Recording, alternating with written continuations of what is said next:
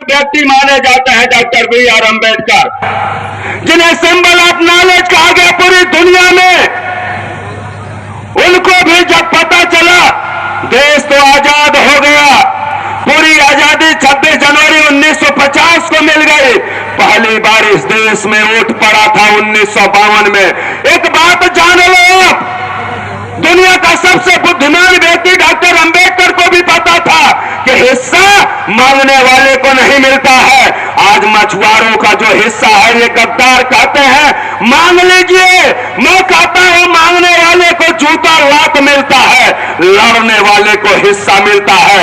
शास्त्रीय उदाहरण रहा इस भारत देश का कि कभी अपने हिस्से के लिए महाभारत हुआ था, कभी अपने हिस्से के लिए अर्जुन को स्वयं श्री कृष्ण की बात मानते हुए अपने भाइयों का कत्ल करना पड़ा था।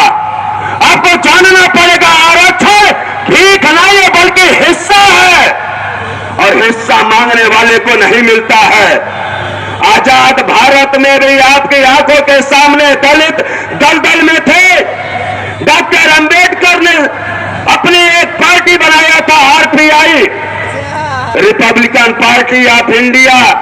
कुछ दुश्मनों ने रिपब्लिकन पार्टी ऑफ इंडिया को खत्म करने के लिए, यह दलित समाज आगे ना बढ़ जाए, एक बार आप अपनी आंखों के सामने का पर्दा हटा लेना कि कभी ये दलित आगे ना बढ़ जाए, इसलिए दलितों के बीच से एक गद्दार पैदा किया, दलाल, एक दलाल पैदा किया, और वह दलाल आजाद भारत में भी 60 साल तक दलितों की बहन बेटियों की इज्जत लुटवाता रहा।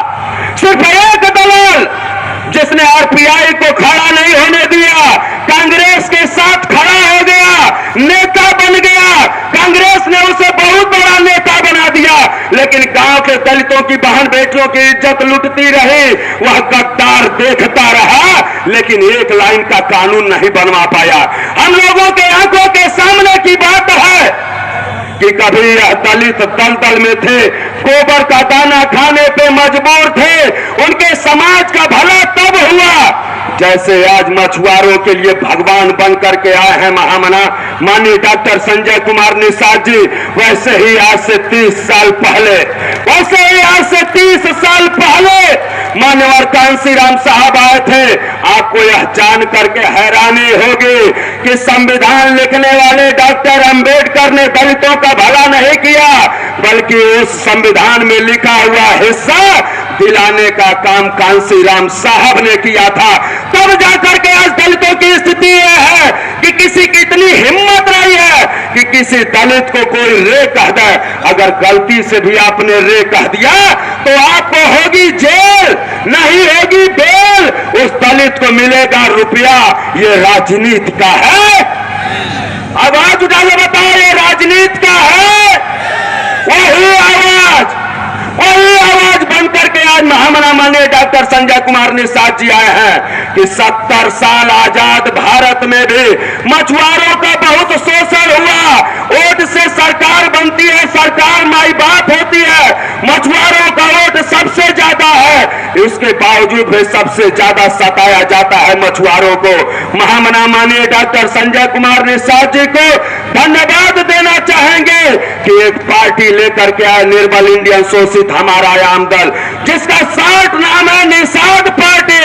आज निषाद पार्टी के आ जाने मात्र से ही आज इन सारी पार्टियों की चूल्हे हिल के रह गई है। चाहे आज सत्ता से बेकार है सपा, निषादों की देन है, डॉक्टर संजय कुमार निषाद की देन है। और अगर भाजपा की सरकार है उत्तर प्रदेश में तो भी महामना माननीय डॉक्टर संजय कुमार निषादों की देन है साथियों। मतलब जब आजाद भारत में पहली बार डॉक्टर संजय कुमार निषाद के नेतृत्व में मछुआ समाज के लोग हक और हिस्से के लिए आवाज उठा रहे हैं, शान से कॉलर टाइट करके जीना शुरू कर दिए। अब कोई केवटा मल्लाहवा नहीं कहता है, बल्कि निषाद जी कह करके सम्मान से बात करता है। वह महामना माननीय डॉक्टर संजय कुमार निषाद की देन है। तो इन्हीं में से कुछ गद्दार यही पार्टियां जैसे कभी दलितों को बर्बाद करने के लिए, दलदल में डालने के लिए कांसी राम ने जब बाद में आया तब भला हुआ, उससे पहले कांग्रेस ने जा करके उसी एक दलित नेता को उठा के लाया और बड़ा नेता बना दिया। दलित गुमराह हो गए कि नेता से हिस्सा मिलता है, यही एक छोटी सी गलती और उनको 70-60 साल तक आजाद भारत में दलदल में रखा। आपसे गलती नहीं होनी चाहिए क्योंकि आज डॉक्टर संजय कुमार निषाद आ गए हैं। आपका हिस्सा मिलने से दुनिया की कोई ताकत नहीं रोक पाएगी, यह बताने के लिए आया हूं साथियों। जाकर के गांव में बता देना जो कभी विधानसभा में आरक्षण की आवाज तक नहीं उठाए, वह कहते हैं डॉक्टर संजय तुम्हें हिस्सा नहीं दिला पाएंगे। अब मैं दावे के साथ कहता हूं कि डॉक्टर संजय कुमार निषाद वह शख्स है जिन्होंने आरक्षण के लिए किताब लिख दिया। क्या निषाद उठो, तुम्हें पता तक नहीं था कि तुम्हारा हिस्सा कहां है। डॉक्टर संजय कुमार निषाद तुम्हारी खतौनी ला करके सामने रख दिए। आज दुनिया यह मानने पे मजबूर है कि हाँ, मझवार, गौर, तुरैया, खरवार, दलदार, खरोट, कोली के नाम से उत्तर प्रदेश में 7 नामों से मछुआरों को हक और हिस्सा आरक्षण मिलना चाहिए। और आज आरजीआई की रिपोर्ट भी कहती है, भारत सरकार भी कहती है कि मछुआरों का हिस्सा संविधान में लिखा हुआ है। अगर इतना दुनिया के सामने लाने का काम महामना माननीय डॉक्टर संजय कुमार निषाद ने किया है तो मुझे पूर्ण विश्वास है कि आने वाले समय में महामना माननीय डॉक्टर संजय कुमार निषाद जी के नेतृत्व में ही उत्तर प्रदेश नहीं बल्कि देश के मछुआरों का भला होगा। इसे दुनिया की कोई ताकत नहीं रोक पाएगी। साथियों, मैं ज्यादा कुछ नहीं कहूंगा, यही बताने के लिए आपके बीच में आया था कि कुछ चंद गद्दार आकर के गांव में हमारे लोगों को गुमराह कर रहे हैं। उन्हें सबक सिखाना होगा और ठीक उसी प्रकार से सिखाना होगा जैसे दलित बस्ती में कोई गद्दार जाता था, कांसीराम के खिलाफ बोलता था, बहन मायावती के खिलाफ बोलता था तो दलित लात मार करके मोहल्ले से भगाते थे।